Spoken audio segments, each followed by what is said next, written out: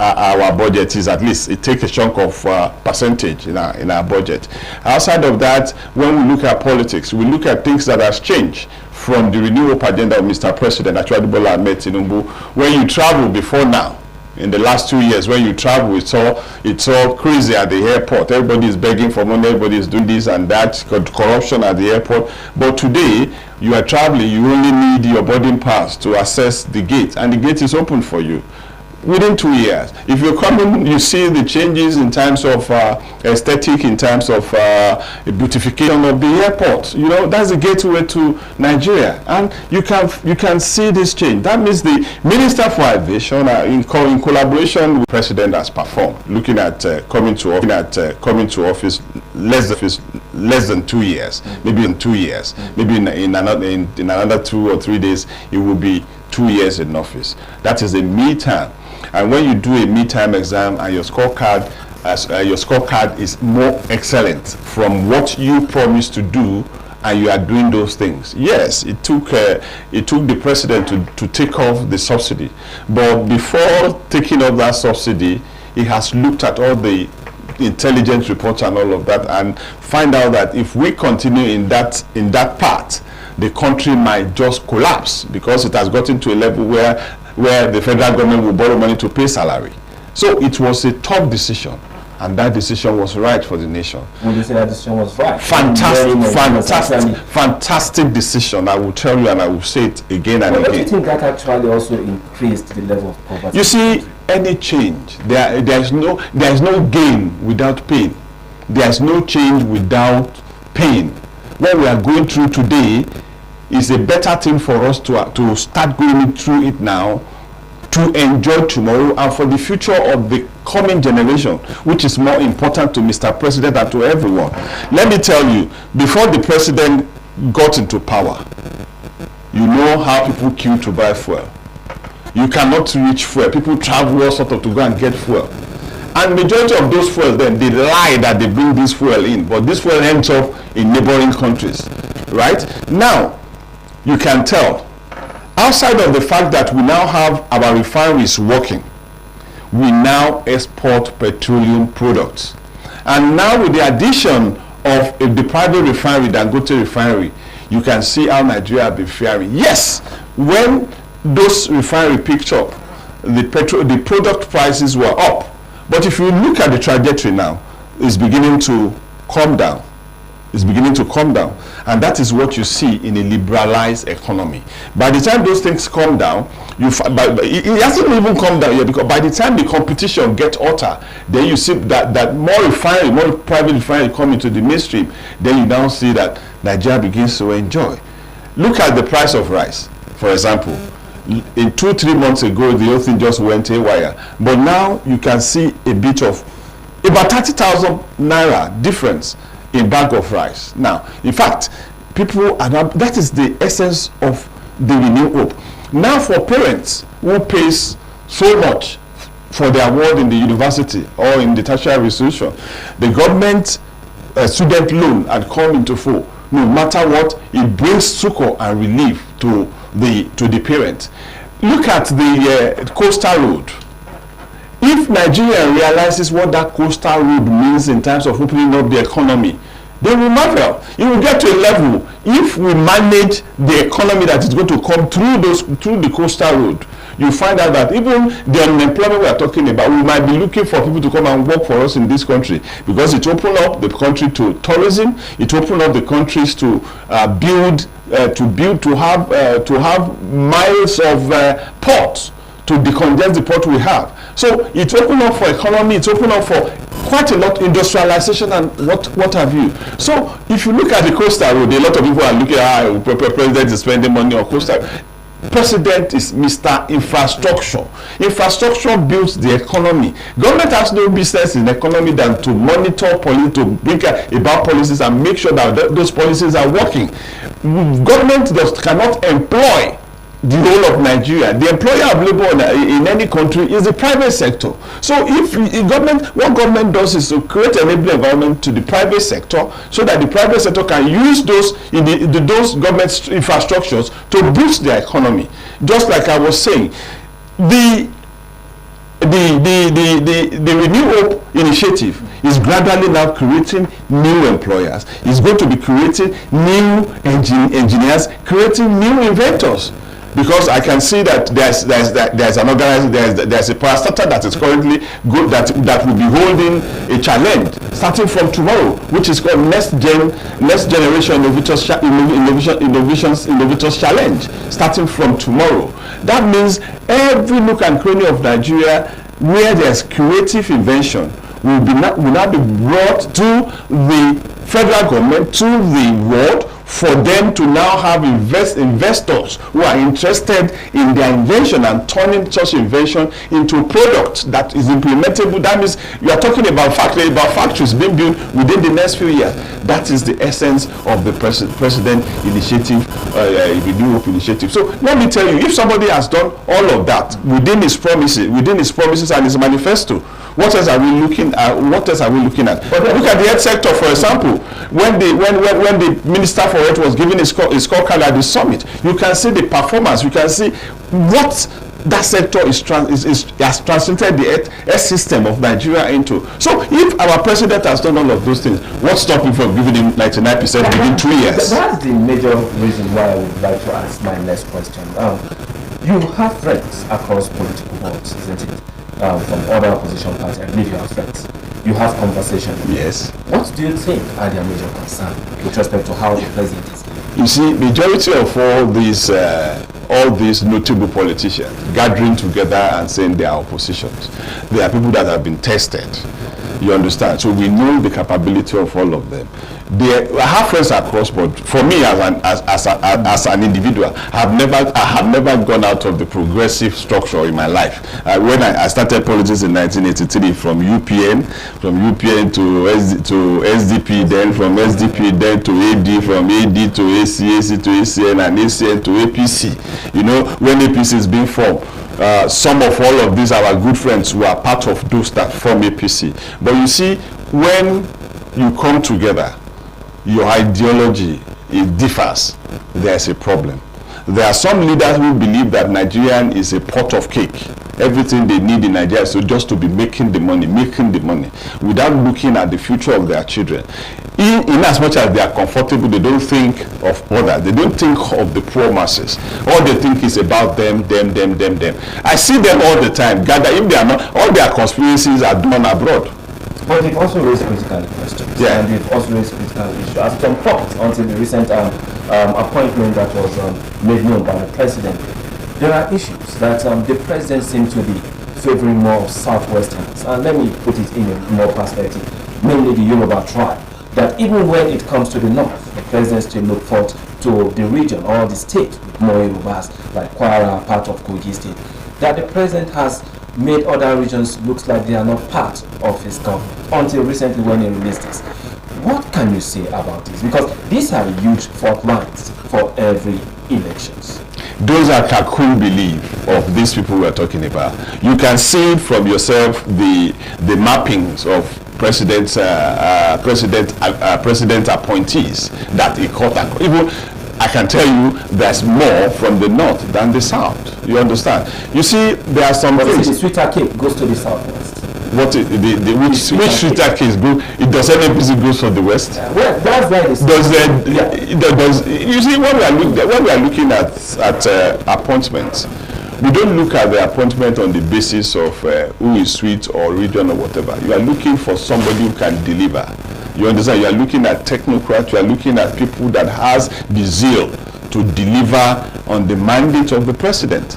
So if Mr. B from Borno can deliver, why will I choose Mr. A from Ondo State, who I know will not deliver? And you can see all of this in the deliveries of these ministers to justify the president's nominations, or the president believe in the ability of these appointments. So you don't look at the fact that somebody is from my region or have more appointment than the other, when you want to make a critical appointment for people who can transform and translate and believe in the policy or the mandate of the president. So I will never fault the president for that. There are quite a lot of people that agree because they don't have appointment.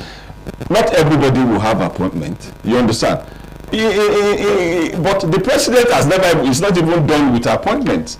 You understand? While the president is trying to be economical with his appointment, he's also looking at the fact that, okay, where does the need? Where's the need? You understand? So now, I can tell you that those people that are saying all of that, they should break off from that cocoon and look at it in a way where the country is going to be benefit. If you put Mr. A in a ministry, for example, we have seen ministers in this country who are put in a ministry, but they never did nothing. You can look at their scorecard, you can look at their records, you understand? So that is why people like us are saying that what the president has done, that they have showcased, we want these ministers to come up and let the world know this is what they have done in the last 2 years, and taking that outside of this country to United Kingdom, where you can blow it out, so that there are willing investors that are waiting, but they want to hear from the horse's mouth. Like the Minister of Works was talking about, he needed money for this, he needed money for that. There are willing investors that, okay, we want to take the road from you, we want to take this one from you. Like the Minister of Health, all his initiatives are driven by international agencies and aids that are ready to help. So they need to come and say this in the global public, for Nigerians too abroad to hear, because there are quite a lot of Nigeria in the diaspora who are ready to come and invest at home. Looking at what is even happening in America now, it is the best time for Nigerians to jackpada. You understand? The jackpada, not jackpada, the jackpada now to come and develop their nation. And what do you do with this? You have to bring these leaders down to outside of Nigeria to come and explain that. That is why we are organizing a summit to come and showcase the scorecard of Mr. President in London come June 2028. Before the summit, there was a summit recently. Yeah. And it focused on security, infrastructure, economic reforms. And some of these summits, if you look at it critically, many people will say, okay, the summit actually was more or less like coming together and say, let us give the president another chance, which you actually try as much as possible to point in the right direction. And he has actually done well within the last few months or years that he's in office. Yeah. When you look at Tinubu, President Bola Ahmed Tinubu, growing up in Lagos, I know the Tinubu, the Bola Ahmed Tinubu I knew, or growing up I met in Lagos. Very fast, very concise, very precise in decision making. Would you say there is a bit of slowness in his style of leadership compared to when he was the governor of Lagos State? And I'd like you to answer this with respect to the summit. And remember, just some days back, the former Attorney General, who is also a member of the All Progressive Congress, in person of Malami, Senator Malami's son, he raised the question that why should there be even a summit to declare the president? So, can you just carry this together?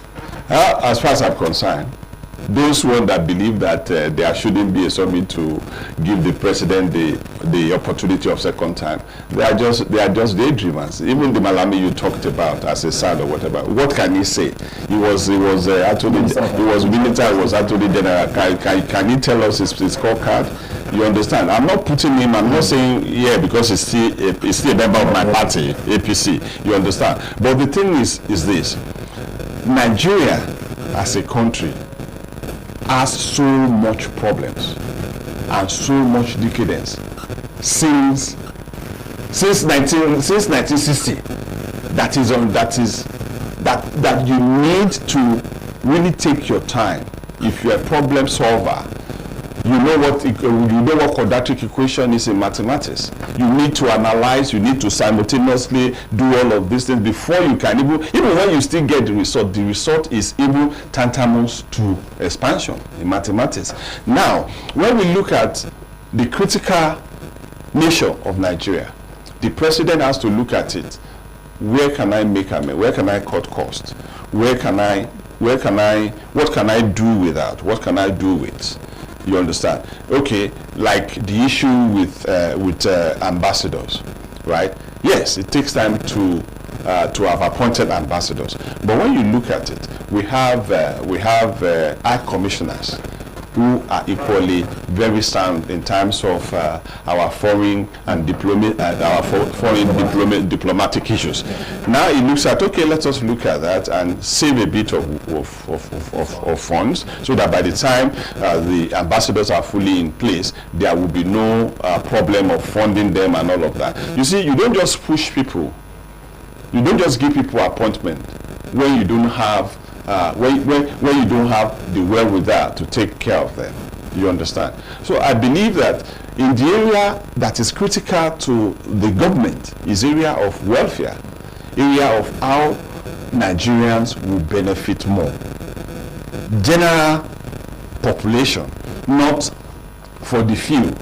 The few that are mourning now are just looking at their own fact and their own pocket, which they cannot satisfy their daily life or whatever, and they believe that government is their own pot of soup.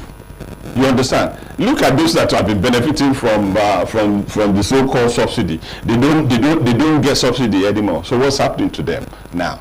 You understand? They don't get. There's no freebie anymore. You understand? So the president, yes, he can't tackle things at everything at the same time, but he needs to take it is prioritizing his deliverables in line with the mandates and the policies of government. You understand? And that means that if you look at the policies of government, it's so cumbersome. But you need to, in consonance with the National Assembly, who are really working well in working well with the president, you understand, to deliver and make sure that everything in line with Nigerian Constitution are delivered to the people in a very accessible, acceptable manner. So you can see that, yeah, you can't rush things. When you rush matter of policies and whatever, you run into a murky waters. And I believe the president has looked at all of that. If you look at when he was governor of Lagos State, before, yeah, it was fast, because you know Lagos is an economy hub of Africa. And when he came in, he looked at the economy first, and he looked at where he can plug this, he can plug that, and where new initiative can come in. You understand? Before things start taking shape in Lagos, it took 2 years. You understand? Because when you take up an office, you must first of all try to analyze. I'm a project management consultant. You understand? I'm a practitioner. So I can tell you that before you take on the project, it takes time to conceptualize a project. After conceptualization, to start delivering and managing the project, you need to be careful and you need to be watchful, because a lot of metric control will have been set, and you must make sure that those control, you don't overjump it, and if you are overjumping it, you are looking at how to remedy it. So this is what the president is doing, and we must give it to him. So the party has not done anything extraordinary by giving the mandate or ticket of the party to the president for 2027. Let me tell you, the business of the party is to organize, mobilize, and bring stakeholders together to continuously, as an industry do, look at the next level in their deliverable. That is in terms of the candidate to push forward. And before they can do all of this, they will have looked at, oh, that candidate has performed well. If a candidate has performed well and is within the mandate given by the root of allegiance, then why can't they push it? Why would they be shopping for somebody who has not been tested? But in this particular case, somebody who has not been tested, we've had a series of hits, even in previous government and the rest. But then, now we have a government before the coming of President Bola Ahmed Tinubu, listening to his campaign, I believe you follow him, and that's more reason why the APC UK actually gave him more support. If you listen to him, he said he was ready to deliver to help Nigeria to get to that particular promised land. But still, security is a daily routine for every leader. Security has been a major challenge in the country, and security remains a major concern to every citizen. Especially with the recent surge in violence in some regions. If you list the president ordered the CDS and the other members of the armed forces to return back to the northeast, where the governor actually raised alarm about security. Most of what happened in Marte. But what specific strategies are being implemented to restore peace and security in the country. And most especially, I want to also to look at the line of division, be it the North ideology, the Southern ideology, the Southeasterners, the Southwesterners, the Northwest, the North Central. All these divides also fuel the insecurity in the country. Can you tell us what the president is doing to harness this particular problem? Thank you so very much again. The summit has the National Security Advisor to come and speak on the scorecard in relation to the security issues. And he really analyzed all the effort that is being put to make sure that they curtail to the minimum the insurgencies. And in his analysis, it was so explicit. Like, as we speak, our military, our brave military men right in there, you know, it's costing them their lives, you know, and a lot of things are going on. But I can tell you the security architecture that the president has put in place is really, really, really doing wonders. You know, a matter of security sometimes is not something you want to discuss, because otherwise you are just telling the surgeons, you are giving them the next way expo for them to work. So I believe that Malam Nuhu Badu, the National Security Advisor, is really on top of this, and the chief of defense staff also had come to the media to tell their challenges and how they are combating those challenges. So for Mr. President, who takes security very strongly, he is doing everything that is required to make sure that the defense sector in our country has the necessary infrastructural requirements and the monetary and whatever requirement they need to make sure that they do that diligently. Of recent, you can see that he even built estate for them. You understand? And I'm sure that our security team will say they have never had it great like they're having now in the past. So it's gearing them towards dedication, professionalism, and making sure that they are delivering. If you now look at the forest guard, that the hack that is now becoming law, you can see that is another added security institution into the already existing one, so that this will be dedicated to the bush. That's talking about even after you think you have combed the forest, there must be continuous existence of security infrastructure within the forest, so that Nigeria can close their eyes and sleep, and that Nigeria can begin to hand yields, and the farmers and everybody will be at peace again to go to farm, and our naturality in terms of farm produce and all of this will come to the fore, so that we can live with our eyes closed. So I can tell you the president is not losing sleep on our on securing life and property, which is the major and one of the very important assignment of the president. When lives and security are secured, definitely the economy is going to improve. But now we still have an economy that is a bit not too friendly to the citizens. The issue of inflation is still there. The issue of unemployment is still there, despite the fact that you stated that the essence of governance is to ensure that there are infrastructure in which the private sector can leverage on to create more employment. That I'll take it on with. How is the APC government balancing effort to stimulate growth while ensuring that every Nigerian feels the benefits in their pockets? Let us also give it to Mr. President. Mr. President has fought to grant autonomy to the local government, right? The people, the masses. But the shackles are still there. The shackles will be there because, you see, every change will always come with a resistance. Yeah, the shackles are the resistance from all angles to make sure that the local autonomy doesn't work. But there's something any one of them can do anymore, because the local government autonomy has come to stay.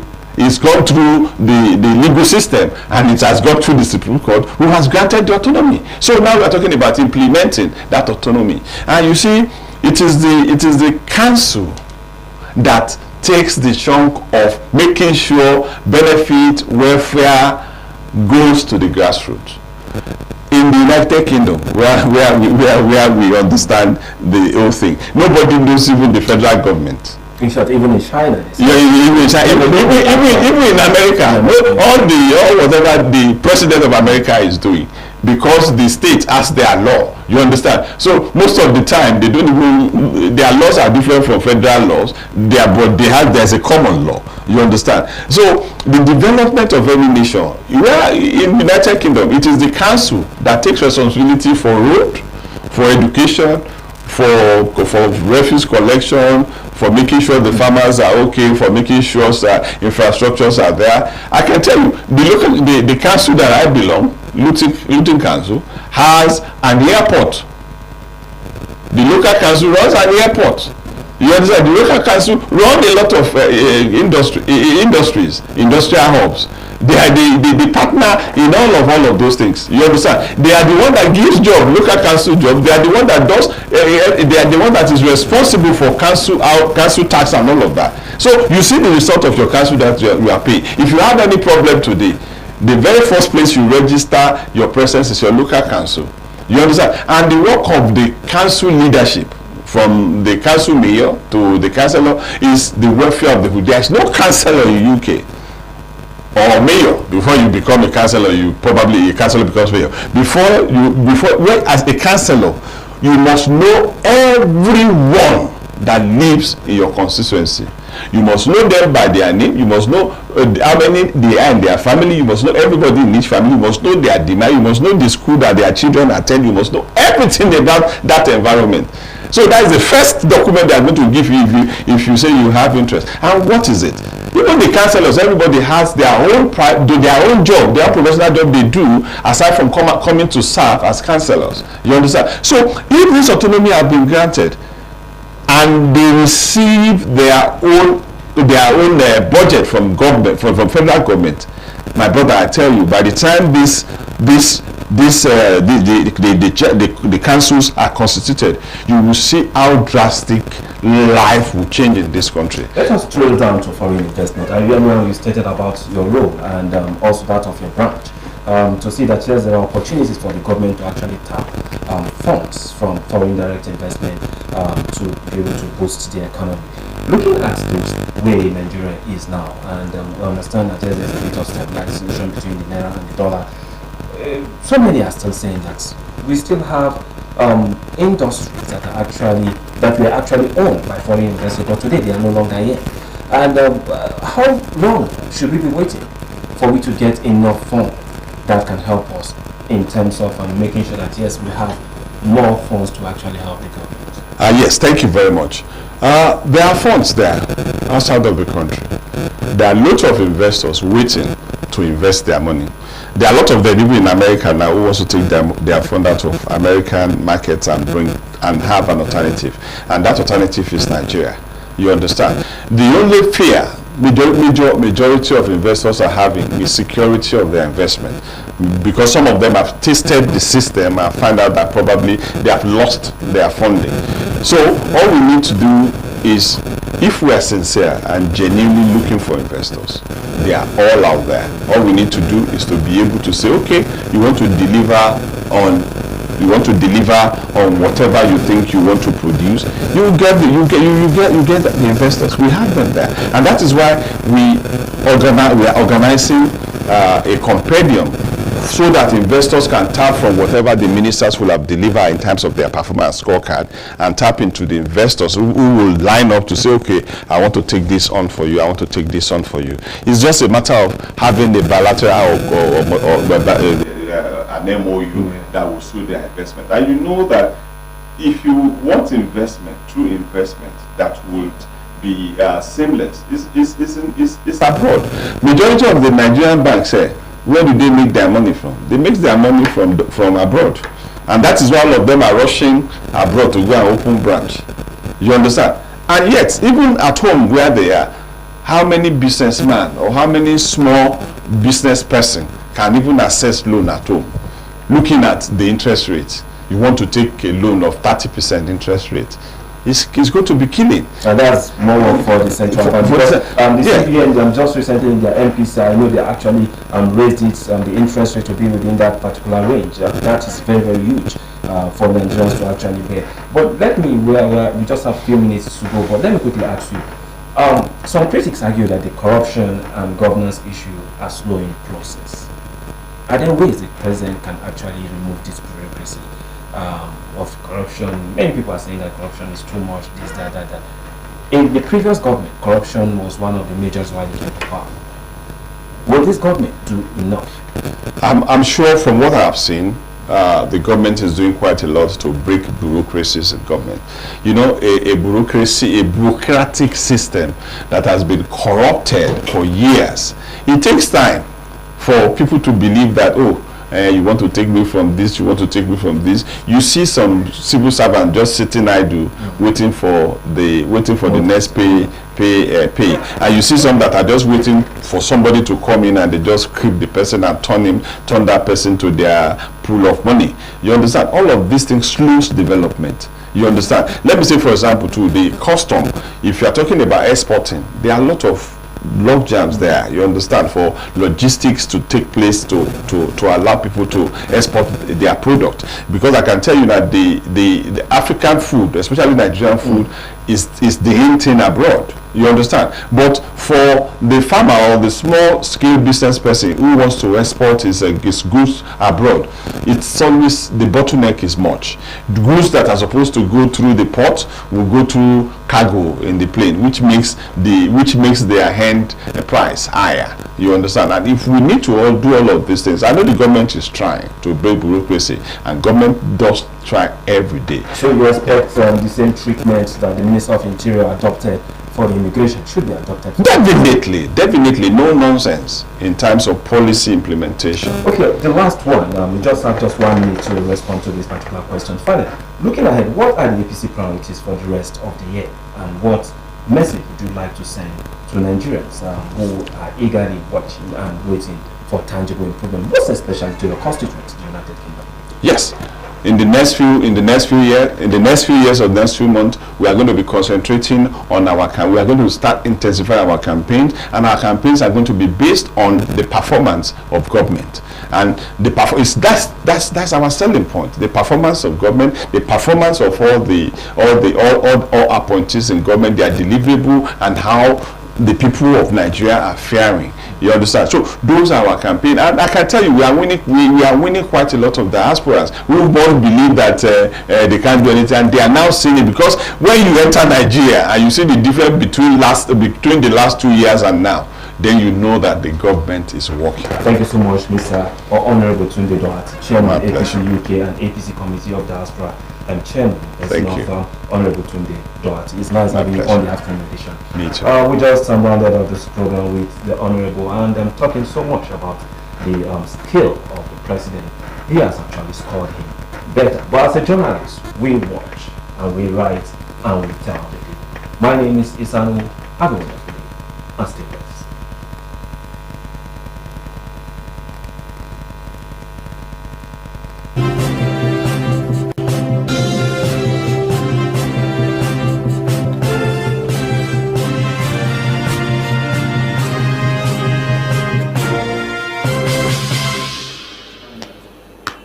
Two, one.